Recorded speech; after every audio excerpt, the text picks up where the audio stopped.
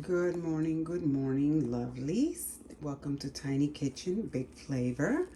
I am bringing you in this morning because I wanted to show you what I'm getting ready to season for our dinner today.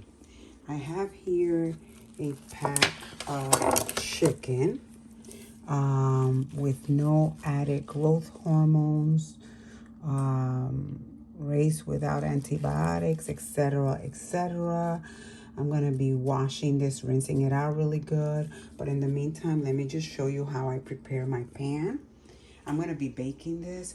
So what I did initially is I went ahead and added some olive oil. I know this is a tequila thing, but I use it for my olive oil and I love it. So I just drizzle some, like you see. And then this is for the bottom. And then I'm going to be using the vegan chickenless seasoning salt from Trader Joe's. I'm using this because when I looked at the label, at the ingredients, it doesn't seem to have anything that's harmful to me. I'm also using the Mushroom and Company Multipurpose seasoning blend. This also doesn't have anything in it that I could see from the ingredients that would be harmful to myself. So I do have an autoimmune issue that I end up having flare-ups that'll last over a month, sometimes longer. And of course, can't walk, etc., pain. Anyway, I can go on and on. In any case, I'm also using this garlic blend. Also doesn't have anything in it but the garlic. And this is also another garlic blend that I put together myself. And this is what it has inside: garlic, oregano, salt, a little black pepper. And then I'm going to squeeze 2 limes. And I use these, like I said, I'm getting ready to do a cleanup of all my spices. I'm going back to basic, the way my mom used to season our food when we were growing up. She didn't add a lot of stuff. We didn't have all these spices. So that's where I'm going, back to basic. And in case you're wondering what I have back here, yes, that is plátano leaf. Instead of throwing the plátano leaves, the plátano skin away, or bananas, I put it in here in water. I let it hang out for a while, and then I water my plants with it because it has a lot of potassium.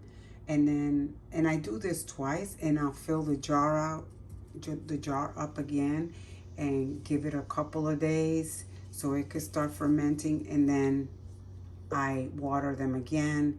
And lastly, I'll bury the skin in the ground, wherever, or on my yard.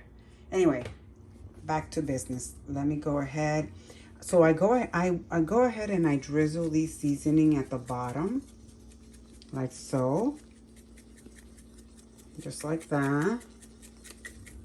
I've already done the mushroom. Now I'm gonna add some of the garlic. The only reason I'm doing this because this is the bottom layer. So when I lay my chicken and then my mix, just like that. Now I'm gonna go ahead and wash and rinse my chicken, and I'll bring you back. All right, guys, so we are back. I just finished. I have rinsed my chicken, and I went ahead and added all my seasoning over the top and drizzle a little bit of olive oil. All I'm gonna do next, I'm gonna work it in. Actually, I'm gonna go ahead and squeeze my lime over it, and then I'm gonna work it in, and that's gonna be it. And I'll bring you back after I'm done squeezing the lime, because I'm holding the phone, so I need both hands, but I'll bring you back in a minute. Okay, so I'm done squeezing the lime, and now what I'm gonna do is massage it and work it in, like you see me do here, making sure every little piece gets what it needs, even on the back side of it, like you see here. I did go ahead and make some slit on the meat to ensure that everything, all the seasoning gets in there. and work it in there like so. And now I'm gonna work this guy like that, and work these guys like that. And this is not gonna be done till later this afternoon. So all I'm gonna do now is cover it and let it marinate there for a while so it can absorb all these lovely flavors. And I'll bring you back later. Hey guys, so I forgot to record this, but I have it, I have had it baking at 350, covered with foil paper for about 40 minutes now. I'm gonna go ahead and turn them around, and now I'm going to uncover them and let them bake a little longer while I prepare the rest of my meal. Hey guys, so now we're getting ready to make yuca, cassava. Hey guys. So since yuca, aka cassava, is gluten-free, I'm choosing to make this to go with my chicken. And you can find it at Walmart in the frozen aisle. I will say, I like to buy it frozen. You can buy it fresh, but I prefer frozen because then I can see the yuca that is, that doesn't have a lot of the fiber inside, if you will. Some of them come, they're really hard. So I try and make sure that I get fat ones like this and that they don't have any kind of discoloration to them. And then all I do is I rinse it in cold water a couple of times. I put water and some salt. And then I just let it until it gets tender, pretty much like you do potatoes. So this is gonna be, once it's tender, then I'll pull it out and I'll make a red onion vinaigrette and garlic to go over it. And that's gonna be our dinner. Anyway, I'll bring you back when these are ready. I'm sorry. Hey guys, so we're back. At this point, my cassava is done. You see how easy my fork goes in with very little resistance? Then they're done. I'm gonna turn it off, which I have already.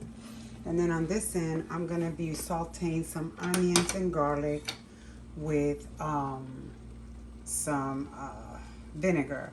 And that's gonna go over the top of my cassava yuca, as we call it back home.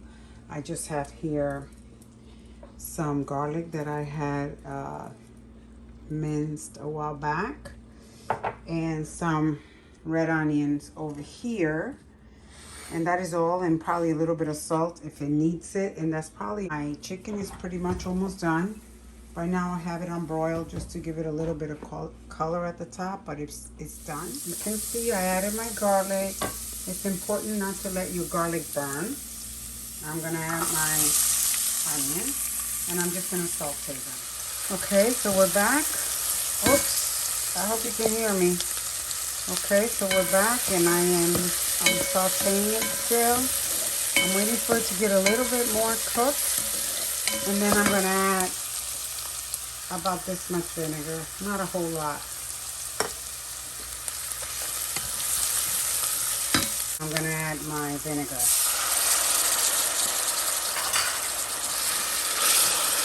And I'm gonna turn it off. I already turned off so this is all that I want, as you see here. And then I'm gonna drizzle that over my yuca. I'll bring you back in a second. And here you have it. This is your yuca, or cassava, as you will, already done and ready to serve. Anyway, I'll bring you back in a minute, show you the rest, show you the chicken after it's. And here you have my delectable chicken, already done and served. As you can see, I served it. It looks amazing, and I'm sure it's gonna taste amazing as well. If you like this video, please subscribe to my channel and don't forget to give it a thumbs up. Thank you.